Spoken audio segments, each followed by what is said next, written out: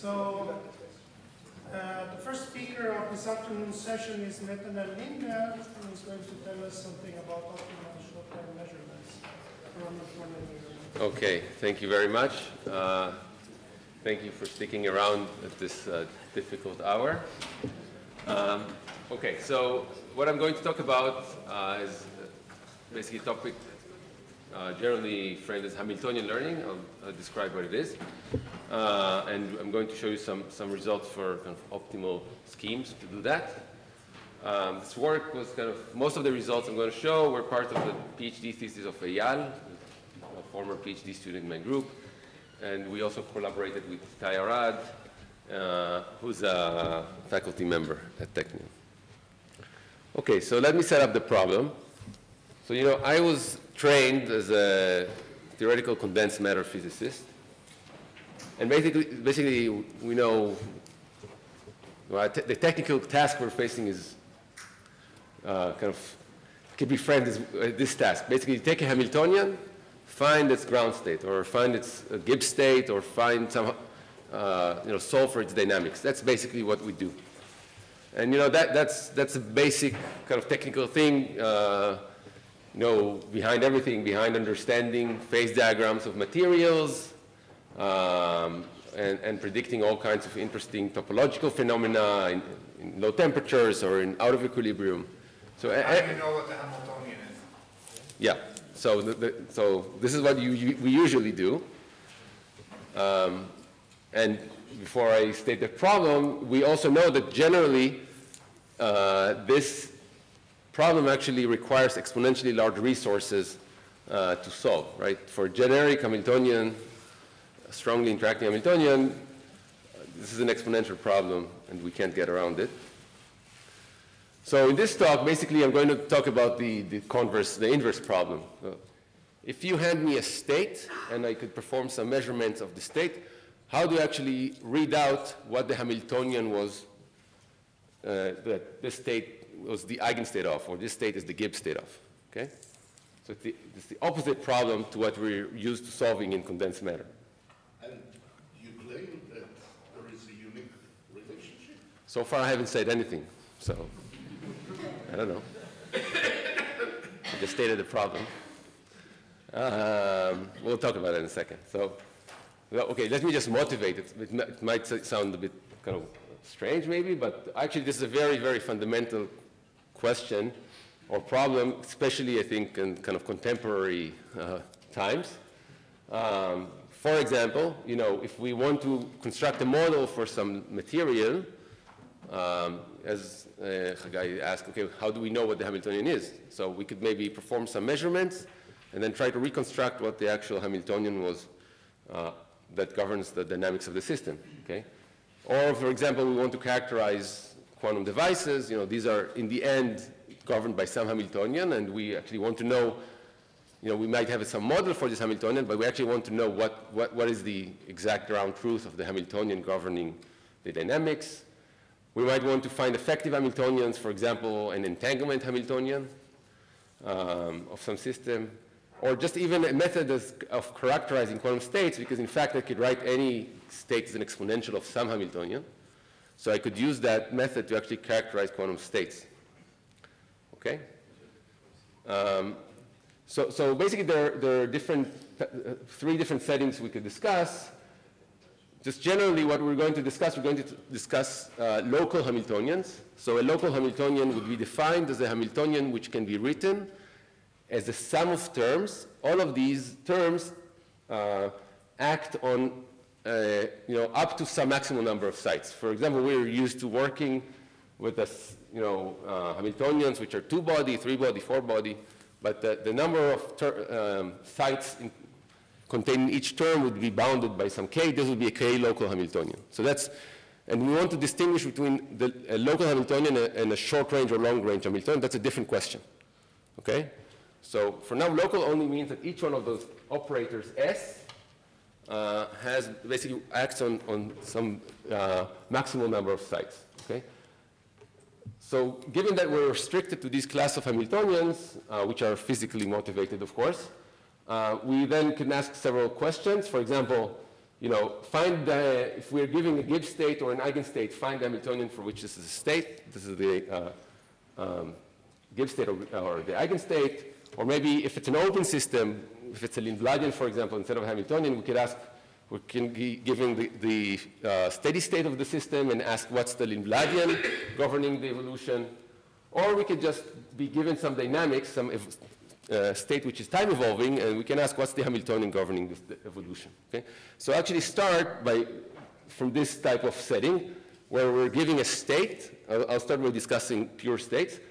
We're giving a state, we can perform measurements on the state, and then we want to extract the Hamiltonian for which this state is an eigenstate.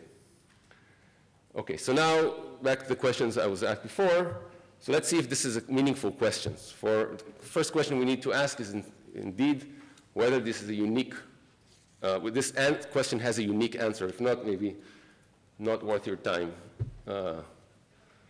being at this talk, right? So the question is, isn't any state an eigenstate of many Hamiltonians, right? For example, you know, take the, if we think about spins, take the all spin down states, you know, and let's think about just very completely trivial Hamiltonians with some magnetic fields and some spins, so this H, I, S, Z, I. If I tell you that this is the ground state of the system, you can never back out the coefficients H by knowing that this is the ground state, because for any time that these H's are positive, this would be the ground state. That's the only thing we could say. Okay, so this certainly does not have, this state does not correspond to a unique Hamiltonian. Okay, but in fact, generic eigenstates of quantum Hamiltonians are not of this form, because generic eigenstates are actually entangled, so we might be okay. So then we could make my life more difficult and say, okay, let me construct a complete, even if the state is entangled, I can construct a completely trivial Hamiltonian, which is just a projector on the state. Okay? And that's a Hamiltonian, and this state psi is an eigenstate of this Hamiltonian. What's the problem? Why is this not a valid candidate? The thing is that physical Hamiltonians are local in the sense that I've described before. And this type of Hamiltonian is a very non-local Hamiltonian. If you try to write it down as a sum of spin operators, you'd see that you basically have arbitrary local operators, operators acting on arbitrary number of sites, and this is not a local operator. Okay, so if we think about basically the space of all many-body states of, say, n qubits, the eigenstates of local Hamiltonians are actually just a very, very small subset of this big space. And we are basically restricted to thinking about local Hamiltonians and restricted to a smaller set of eigenstates. Okay? So this is what's going to give us the uniqueness in this problem. Okay? Okay, so now that you've maybe accepted the fact that we might be posing an okay question, now the question is, does this problem also require exponentially large resources to solve, right? Because solving from the ground state of a Hamiltonian is exponential. The question whether this problem is also exponentially hard. Okay? And let's try to get some intuition from classical physics. Okay? In classical physics, basically, if I give you a distribution, understanding what is the, say, Ising Hamiltonian that for which this distribution is the Gibbs distribution is a very important task, in fact, in computer science, because this allows you to do model building. Okay, if you're a credit card company and you want to have some probability distribution over credit card transactions, you need to write down some model that describes what are valid instances. Okay, so this is just kind of model building, or sometimes called learning a Boltzmann machine. So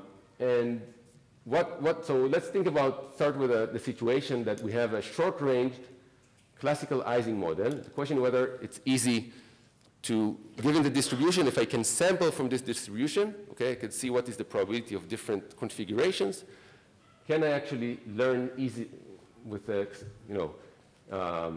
polynomial maybe overhead, what is the Hamiltonian? And in fact, you can. And the reason is that for short-ranged Ising models, classical Ising models, the distribution factorizes in the following sense. If we say have 3 regions, A, B, and C, and region A is only connected to region B and not to region C. and region B is only connected and connects both to C and to A, then the combined probability distribution over these three regions actually factorizes. Okay, this is for classical Ising model. So it factorizes as a factor that depends on the Hamiltonian governing A and B times the Gibbs distribution of B and C. And because this is true, we can basically back off completely just by studying this marginal distribution.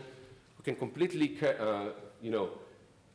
characterize or reconstruct all the parameters governing the Hamiltonian over A and B, and we don't need by studying the marginal probability distribution on A and B and tracing out over C, basically.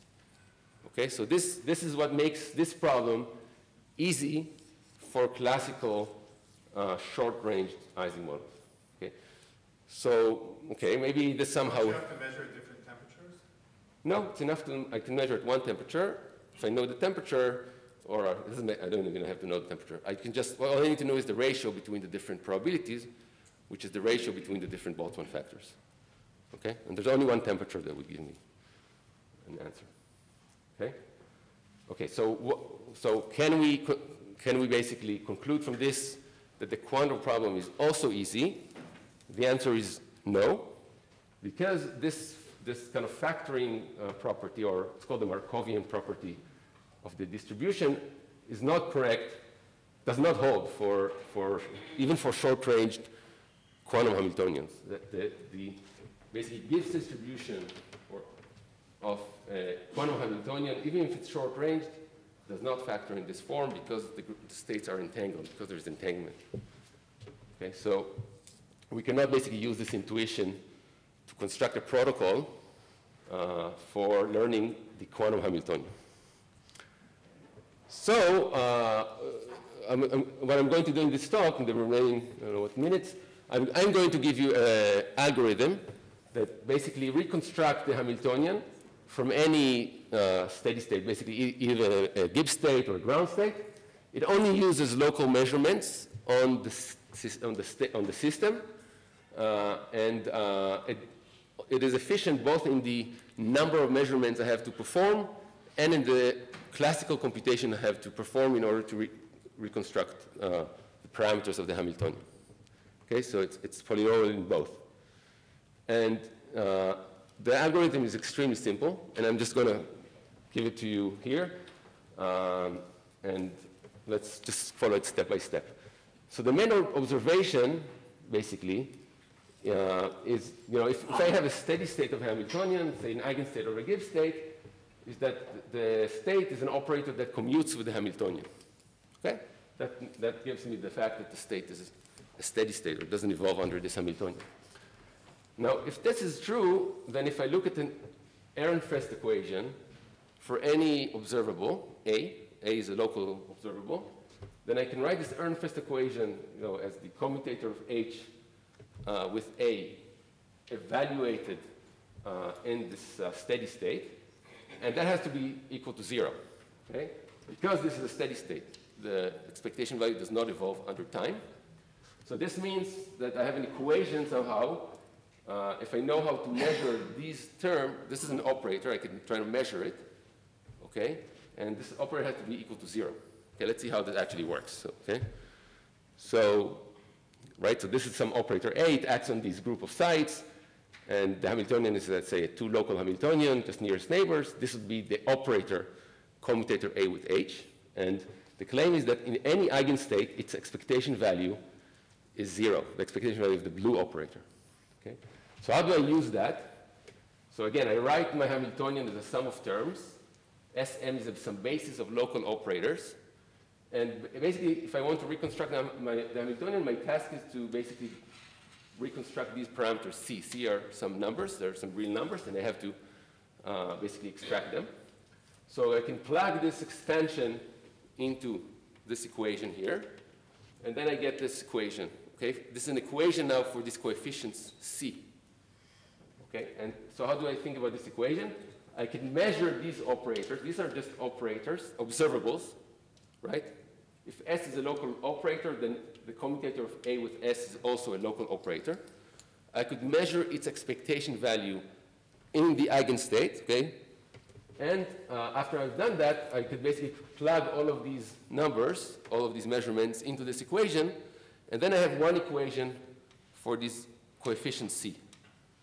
Okay, so again, the experimentalist hands me the state, I measure, or many copies of that state, I measure this expectation value, okay, or it's a set of expectation values, and then I get one equation that basically is an equation, a constraint equation on these parameters C. Yeah? Sorry, but it's the same problem as RG. I mean, where do you make the truncation? I'll show you in a second, okay? It's a good question, but I'll show you in a second. Okay, right. So if I repeat these, now I need to at least get as many equations for the C's as the number of variables. Otherwise, this is not ill-defined, or I don't have enough equations to actually get a unique solution. So I can repeat this for different observables. Okay, and then I get an equation. It's basically a matrix equation. I have that the vector of coefficient C is in the kernel of this matrix K. This matrix K has two indices. One of them is this kind of A I chose here, and the other index is the operator from the expansion of the Hamiltonian. So I have to measure the entries of this matrix experimentally, and then basically find C, which is in the kernel of this matrix. Okay, that's the algorithm. Now in practice, so again, we write this down, we measure these, and then we solve. Okay, in practice, when we measure these observables, we don't measure them to arbitrary precision. Is that what you asked, Anderson? Yeah, so we cannot measure observables to arbitrary accuracy. We only measure them to some finite accuracy. And if we do that, then we would not we cannot find a solution for this because we only measure these K with some finite accuracy. So what we'll try to do instead is just minimize this, basically the norm, find C such that it minimizes the norm of K times C, or basically find the ground state or the lowest energy vector of this operator, K transpose K. That's equivalent, okay? So that's what we do in practice, and in fact, now we understand that if we look at this matrix, the spectral properties of this matrix are very important, because the spectral properties of this matrix K basically tell me how accurate this procedure is. Basically, the K, I'm looking, in principle, I want to get the kernel of this matrix, K transpose K. But in fact, as I said, due to, say, statistical shot noise, I'll have a matrix which is kind of only approximate, and the spectral gap in this matrix would actually tell me how much error I have in the reconstruction process, because the spectral gap would basically suppress the mixing in basically wrong Hamiltonians with my correct Hamiltonian. So, okay, so everything is, my error in estimating the Hamiltonian basically goes down as 1 over square, it goes down as the error in my measurements, but it also goes down as 1 over square root of the spectral gap. Okay? So if I have a large spectral gap in my matrix, I know that I have a very robust procedure and I can trust my results. So this is kind of a procedure that also gives me a certificate of how well the process succeeded, because if I see that I have a large gap, I can basically estimate the error in the reconstruction process, okay? Right, so you need to choose the A's smartly, and I'll show you in a second. But basically, if you're an experimentalist, what you want to choose is you want to choose the A's, a list of A's, which is sufficient, so you need to have at least enough equations to solve the problem, but you want to, for example, choose a list of A's for which the operator, the commutator of A with the S's would be the lowest possible order, right? You don't want to measure 10-point correlators. You want to measure 2-point or 3-point. So, for example, you start by exhaustively selecting as A's as all the single-site operators, and then selecting some two-site operators, and usually that's enough. Let me show you an example. Let me just maybe, let me just say one thing. I'll come to that in a second. Let me just say one thing about this. It's kind of surprising, even though the system has could have entanglement, even longer entanglement, that basically I can reconstruct a Hamiltonian acting on a patch by only making measurements inside this patch. So this is some patch I cut out of the system. It's enough to measure observables inside this patch, such that in order to reconstruct all the Hamiltonian terms that are acting on this patch precisely. Maybe I'll skip the proof, but basically it comes down to basically writing down an expansion for all the operators which are contained fully within this patch, and then looking that I could solve this equation by selecting operators A within a sub-patch. Okay? So then once I do that, the commutator will always be contained in the patch, and I can construct this matrix K fully and then basically get enough equations. Okay, once I could do that, once I could actually measure, once I could fully obtain the Hamiltonian acting on a patch only by making measurements on this patch, this is a finite problem, right? I have to get a finite number of equations. So it requires measuring a finite number of observables. I could reconstruct my Hamiltonian on this patch, and then if I want to construct the Hamiltonian on the full system, I could just do this in patches, right? I could just move on to the next patch, reconstruct that, and et cetera. And then what I've obtained, for each one of these patches, the problem is finite. It's a finite amount of measurements and very easy computational problem, because I have to invert some finite matrix. And then it might scale, linearly or maybe polynomially. Yeah? Given what you said before, do you assume that the Hamiltonian is gapless for the rest of the No, I don't assume anything. Does that mean what The chances you have in the outcome if there's no gap? No, so yeah. So the gap I'm talking about is the gap of this matrix. It has nothing to do with the spectral gap of the Hamiltonian. Nothing to do. So you can have a gapless Hamiltonian. Usually you can have you have a gapless Hamiltonian for which this matrix is gapped. I'll discuss the cases where this matrix actually has no gap. They're interesting, but it has nothing to do with the spectral gap of the Hamiltonian itself. Okay? Okay. So then we conclude from this, at least, that this is a polynomial problem, both in computational power and in the amount of measurements I have to do. Okay, so let's see if it works. I did not prove that it does, because I have assumed I have a gap. So let's just see an example, and that also answers the question here about kind of what observables do we choose. So this is a simulation. It's a 1D system. We took basically, it's a random Hamiltonian. It's gapless. It's a completely random Hamiltonian. And we, again, do this protocol where it's a 1D system, and we do this reconstruction in patches, as I discussed. And here we look at, say, a particular patch. And what you do here is you look at what this graph is basically showing you the spectral gap of the matrix I've discussed before, this K transpose K. This is in blue. As the number of A's I chose, the number of different observables I chose to measure. Again, I have to measure at least, I have to get enough equations in order to pin down all the coefficients. So you see that once I measure enough observables, in this case I think there are 90 observables that you have to measure, around 90, you see all of a sudden that this gap opens up, and then and the error accordingly goes down. This is the error, the estimation error of the Hamiltonian, and then it more or less saturates. It stays almost completely constant. It depends very little. So your optimal working point would be right around this number.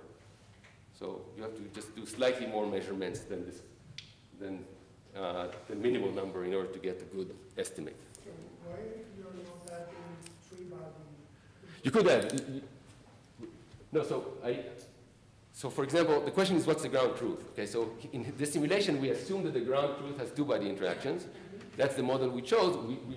And then we say, okay, let's forget what the Hamiltonian is. And then now let's try to reconstruct it. But if you're an experimentalist, suppose you don't know whether there's three-body terms or not. So you can start down by writing a guess for your model. And in the beginning you guess that there's only two-body terms. Okay? And then you start measuring these operators. But then you see that you cannot get you look at your matrix K transpose K, you see that you get no solution that is in the kernel. There's no kernel. The minimal eigenvalue is far from 0. That means that you did not choose enough parameters, that you've neglected something, and you need to select a larger model that might include the actual ground truth. Okay, so this process tells you, it's an interesting, if you look at the spectral properties of this matrix, it does two things. First, it tells you whether you've chosen the right model for your system. That is basically decided by whether you have basically a solution which is close to 0, an eigenvalue of this matrix which is close to 0. And then the gap will tell you how accurate you are, how accurate you need to measure each observable in order to get good accuracy. Okay? Yeah?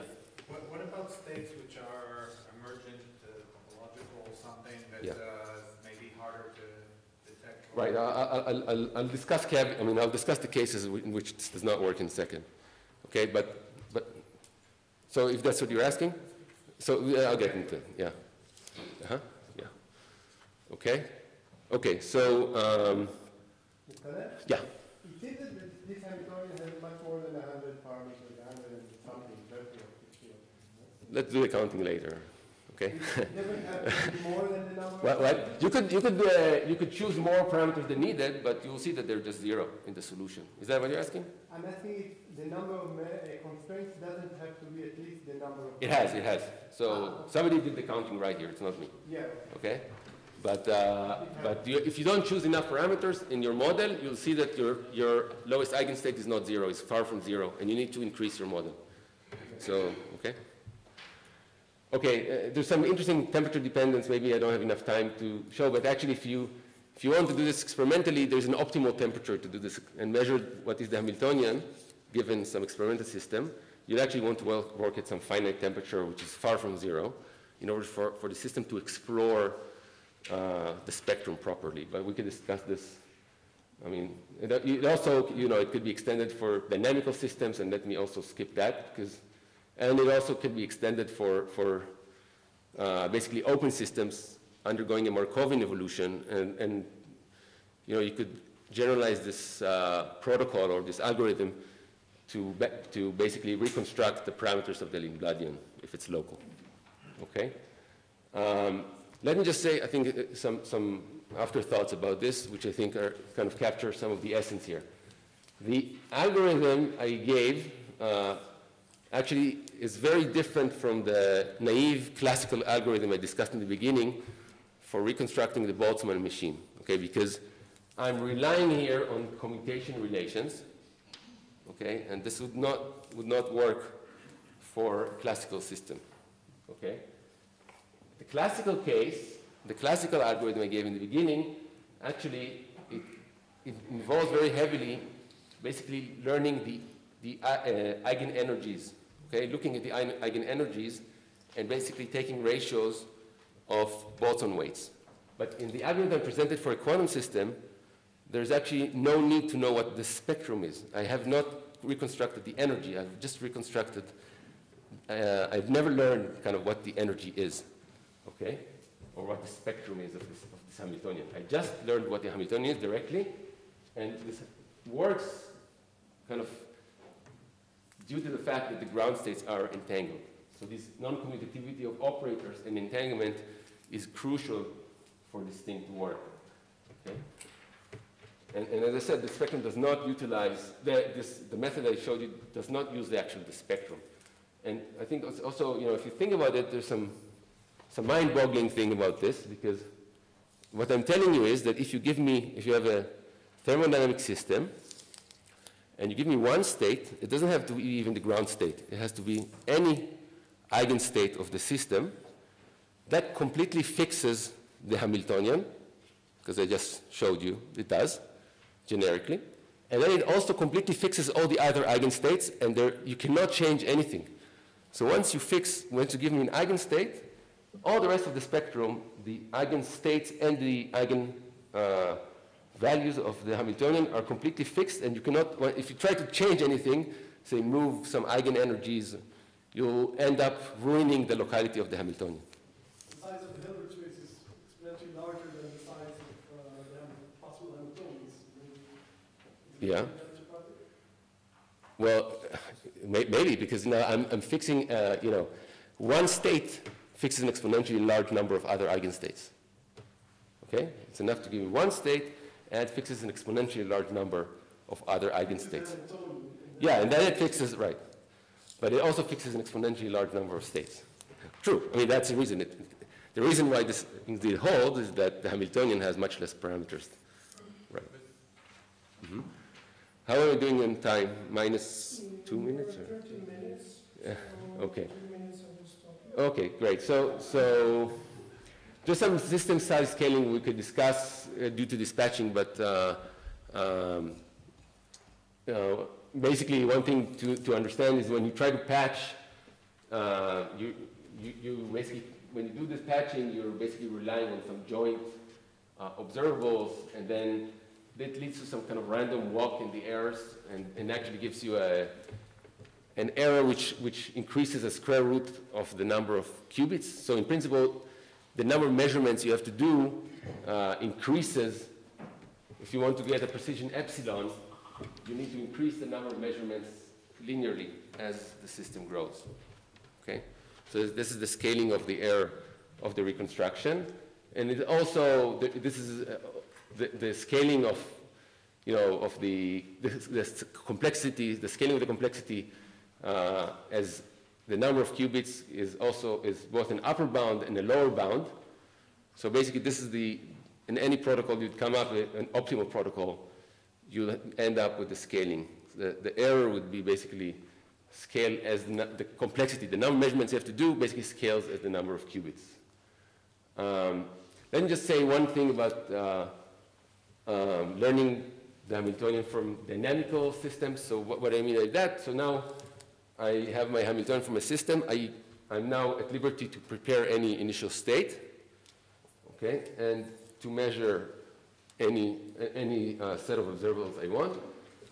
And basically what I want to do is I want to maybe propagate the system, let it evolve for a short time, and then use kind of the machinery, something analogous to the machinery I showed you, to basically back off the parameters of the Hamiltonian by, again, looking at kind of short time dynamics. Basically what you could do is you can, again, look at this Ehrenfest equation, but now it has kind of non-zero stuff both on the left side, because you have derivative of observables, and on the right side, okay?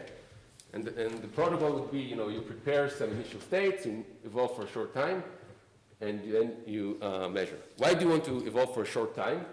You want to avoid for a short time because you want to avoid having classical computational complexity, right? If I evolve for a long time, I need some classical method to correctly propagate my state, and that would be, in principle, exponentially hard. So actually, you want to propagate for a short time, and then you could discuss basically what is the time I need to propagate to? What's the optimal time? There's an optimal time you need to propagate to, and that optimal time also dictates what would be the error you get. And these type of methods, for example, if you're relying on this linear order Ehrenfest equation, your error in reconstructing the Hamiltonian actually goes down as the number of shots to the power of -1/4 instead of -1/2. And basically, you can do this analysis for other protocols which also use higher order derivatives, and I could explain that to whoever is interested. Okay, so I think with that I can conclude. I mean, I think there's many interesting things to think about. Like, I mostly discussed the case of short-range Hamiltonians. How do you basically apply this to long-range Hamiltonians? How do you use this to find parent Hamiltonians of variation states? In many cases, this is related to a question I was asked, the Hamiltonians we're facing actually is a stabilizer Hamiltonian, or it's a sum of commuting operators. And that, if you think about it, that would mean that this method, the method as I phrased it would fail because it's analogous to some kind of classical Ising model with all commuting terms. It's hard for me to actually know the values of the coefficients of the stabilizer. So you need to somehow use a combination of classical and quantum methods to actually extract the values, the actual Hamiltonian for, say, stabilizer codes. And then, you could try to understand how to use this to use cases like optimal control or, get rid of systematic errors, etc. Okay, thank you very much.